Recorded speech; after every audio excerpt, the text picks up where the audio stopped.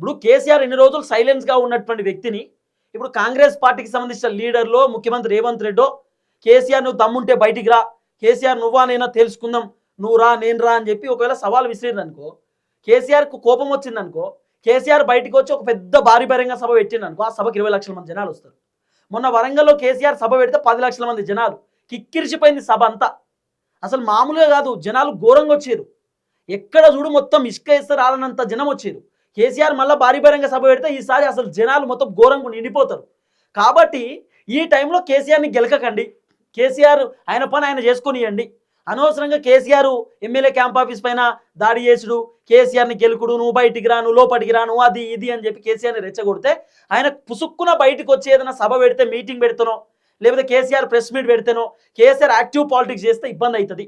కాబట్టి ఆయన పని ఆయన చేసుకొనియండి, ఆయన జోలికి పోనీయకండి అని చెప్పి కొంతమంది కాంగ్రెస్ పార్టీ మంత్రులు రేవంత్ రెడ్డికి చెప్తున్నారట.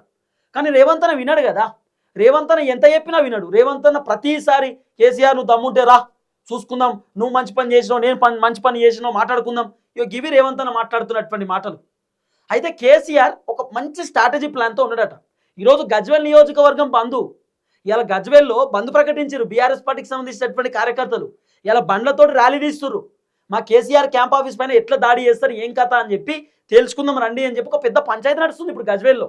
144 సెక్షన్ నడుస్తుంది ఇప్పుడు గజ్వేల్ మొత్తం. ఇవాళ బంధు అంటే ఒక్కసారి ఒక వ్యక్తిని కెలుక్తే ఎట్లుంటుంది.